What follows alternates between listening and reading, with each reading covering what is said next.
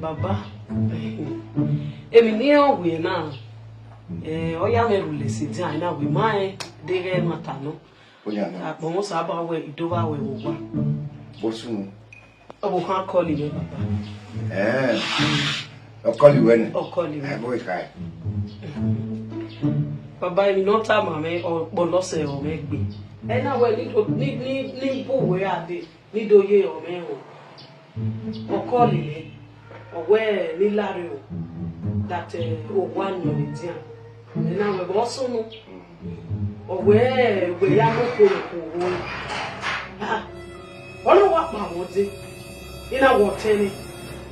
E bo teni ayewe ya idu egbe kibeli o ebe ni ibe he avance he said ina we wa re normal suspect no ko wa be suspect odo ina we ni say dia O teme. Be ya be mi a to gi mama be. Be go no teme ni kiri ti te mata mo. E mata no ro igwe iti we ni go kan ko. Ona we ya. You salo boy. O pe wa ije be ya na le. Boy pe ni uwe. Boy pe ni uwe. Na wa sin no we brother. Asien no da o ko na o me pe ma we pe o ki be wa o wa agbo yen yan meru da wo o ko ma me. Te no se gbe mi o je be do. Everybody ko fa. Baba. Oh money. Everybody ko ya. E ko ni ta pa no sister. We kan si. Sister. Kan si sinu mu da no se kia. Help. Baba. O tun le kere. E ma ta ma we na ti. Iya we edo we a we wo be aya. Wo se o ta fe me. Na ajiza uta. O offend no ni wo offend ide. O ya be no ni o ya be. Na ajiza uta ho ya ta. Sister we le gbi eyan la wo. Get on your. Me ba la ye dia mu na ni. Ya yo ba. Wa tu e. Ebi no so no. Ya lo ba ni no e ko ni a pa no. Be ma je na. E lo ba na. Pa no. O ni. E lo na me je ti. Je me je ti. Baba ba na. Okay, wanna grab your money. Ane ru no tu no to. Gana ru no tu no to be ki no to na.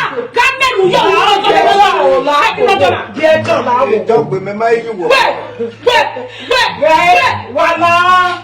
Sister na wo. Ogato. Where are you? Ta ni aye be ta ho ya ta. Ipe baba na le ku emu na. Ipe le ti akwede. Akwede. Me o we sister. Edogbo ada me aye ku edi mu. Eya bi wa ya akore gbe ti won no ngbe ko. Me ri nyana ni agwe meru ti aye lo kan aja kan ba mo so mwese. Me ame ka mu gwe kure ke no rugure. Oge je boji wa se. Gbe mama ala. Ina da so bojo na. Property ni wa ya.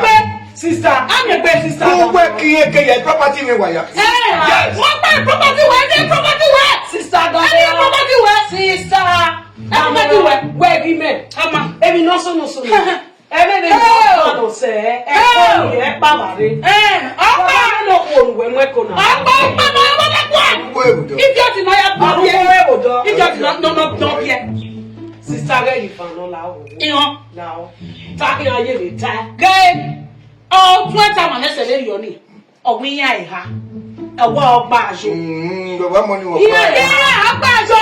O ki ko tun egbe. Yo ni le go se wuwe. Yo se ti mu. Yo ge ya enu wo ni ato.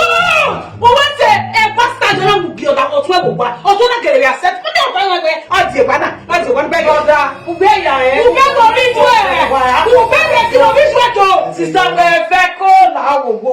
Wa balugwe. Ije. Doko na wa na de gbe ba le. You understand? Oga ke de gbe ba lo de ba ni ye ba we. De di ni ye ba we. E gba no ke ayo. Brother we ge Johnny. O be ge Johnny. O to we gbe se petu o je na. Ni ana gbe abalo. Ya ni gbe mo gba na. Ma wo be ge. Ma wo be ge mi tu na mi a si me EBS. Ya na wo na. Gebe. Tile. Taki no we le ni na. O bi o bi o wa e ke ayan bi yin bi. Papa ja abi o be. Ba bi o ba tene o. La me ibi o. La ibi ye o ne ru mo to ko be. O to o wa to. Mo to le ki no to na. Ah ye gbo me ati APC. Una ye gbo me ati APC ni. E gbo mo. ọ̀sẹ̀ ìyọ̀n ní làwọn ọmọ ìlàwọ̀ Kéèkì. wọ́n tún dé ọmọ ní ẹbíọ́ ẹ̀bá sẹ́ẹ̀dì ní ẹbíọ́ ilé adájọ́ yẹn náà gbogbo yẹ wúwe owó ìyọ̀n yàmù ẹ̀kọ́ wọ́n tún ẹ̀ ó ní ilé ẹgbẹ́ ọ̀sẹ̀ tí àṣẹ́tọ̀ ọmọ nìyọ̀n náà gbogbo ẹ̀. Ọkùnrin yẹn lè fà ní kẹ́kọ̀ọ́ àná. ọmọ Ọkùnrin ní kọ́ ẹ bá gbà nílàgbà ọmọ Ọ̀nyàmù. broda ẹ̀yà náà rí ọ́.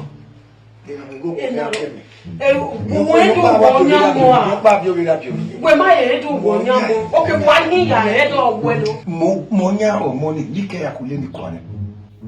Oh wa bia o kamenu to bia monyako. Were mana ye wi ana ro imeri ana. De were wana we mege ni kan wo say. Where of your was where of me where of your baba ni ya robio What's on Arabia? yi ya robia ni rabe Awo mo me se ku sha we no o ti me ne gere Arabia. Where Arabia? iye ti robio baba yi se ti gbogbo ayin we na re mo mo na